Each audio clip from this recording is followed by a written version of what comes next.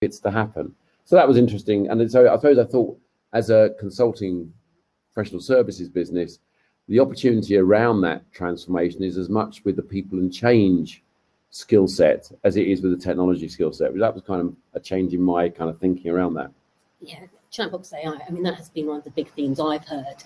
Speaking to people here, I mean, each year there are perhaps new things, the shop fronts change, 1 minute it's blockchain, it moves on. Do you think there's a risk it feels a bit faddish? I mean, when we're talking about, the big issues of the day, you've got to kind of, I don't know if you're turning around too quickly and moving on to the next one. You're always going to get that with the kind of people here and the kind of coming together. But I think if you look at the big problems of the world, like, say, we've gone through with COVID and healthcare, what technology and AI can do to accelerate healthcare across the world and help with farming and agriculture and food supply. I mean, he was talking about, he was in India at Christmas and he told the story of seeing a farmer in a remote village kind of using chatbox AI in terms of getting more utilization from his field. So I think it's got many different connotations. I agree, there's always a different theme at every single one and not all of them see themselves coming through. I mean, it's meant to be a predictive event and no one saw COVID coming in 2020. So I suppose, you're never going to get it perfect. You mentioned trust earlier. I mean, let's face it, Davos gets a fair amount of criticism. I mean, the fact it's, high in the mountains is perhaps symbolic of it being out of touch with reality, especially in the cost of living crisis. I guess I'm interested in your views on that. I mean, I wonder if part of the problem is that, World Economic Forum itself is kind of laudable, aims to solve important problems, but looking around here, it feels like a kind of big sales pitch a lot of the time. Yeah, I mean, there is an element of that. I think at the end of the day, one of the challenges in the world is, I think, diverse views and polarization. I think it's quite good to bring people together to have discussions, some of them in Chatham House, some of them kind of in wider forum. And I think conversations across the world and internationally can only be a good thing. Yeah, it does feel slightly elite, obviously. You're in the mountains, you're in an expensive resort and the like. I think as a business person, if it wasn't for having so many clients here, an efficient way of effectively touching base with clients, having those conversations, it will be harder to justify being here. But there is a business need where a business clients are our focus. And so therefore there is a need, and most of my competitors here and there will be a lot of business done here. Yeah, and I guess it's that knowledge that it is exclusive and you're going to see, all the top people that kind of brings people here. And I guess the fact it's so remote means you're stuck once you're here and you've kind of got more likelihood of bumping into people too. Yeah, well, as you wander around, I mean, you do see kind of famous people. I think, you kind of find yourself, and everyone's on a little bit the same level because there's a huge security here. So every time you get changed building, you kind of go through airport security and the lines are quite long. So you're there kind of pulling your coat off and taking your trouser belt off to go through these kind of machines alongside John Kerry, again, and many, many other people. So it is kind of strange, but it's kind of a leveler and people find yourself chatting in the queues to all kinds of people. It is kind of strange. Who have you bumped into? Yeah, I mean, just different people. I saw Mark Carney kind of wandering down the hill in his boots, trying to avoid slipping over yesterday. As I say, I've seen John Kerry quite a few times around the place. So yeah, you do see, there's some footballers here in the Man United lounge. I've seen Schmeichel's here. So it's kind of a real cross section. Idris Elba's here. I haven't seen him, but I say a number of people said they saw him. This morning I bumped into Keir Starmer and Rachel Reeves down by the security for this hotel. Get any selfies? I didn't actually, no, not this year. I have done in the past actually, but this year I thought I'd be grown up.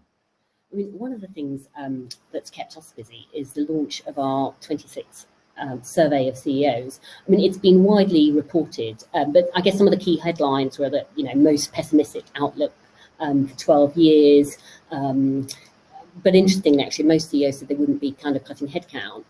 This week, there's been some quite interesting kind of new economic data. Inflation's falling, but we've had news today that companies like Microsoft, cutting 5% of its workforce.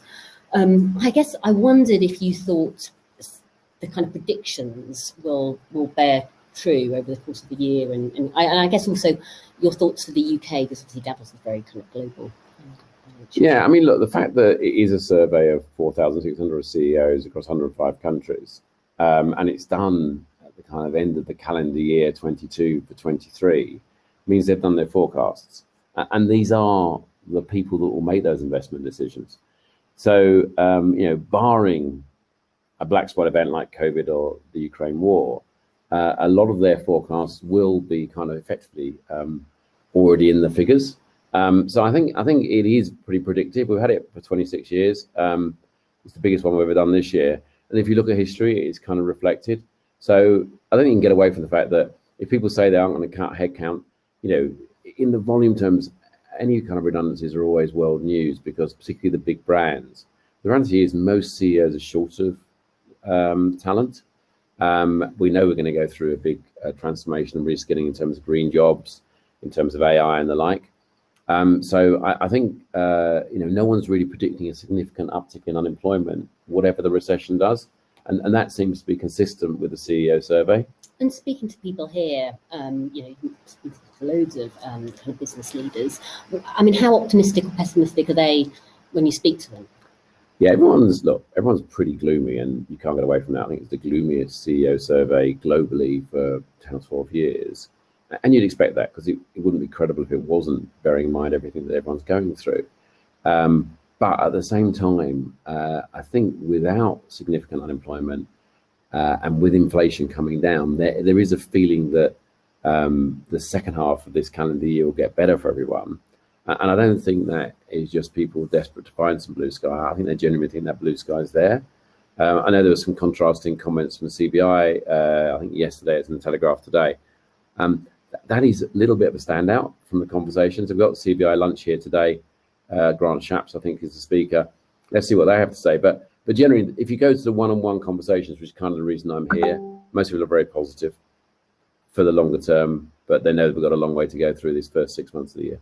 And another, I guess, interesting finding from that survey was the extent CEOs think they're going to have to make major interventions and changes to their business. And as a business leader yourself, I guess what advice would you give, and perhaps what are the sort of things you might be thinking about doing?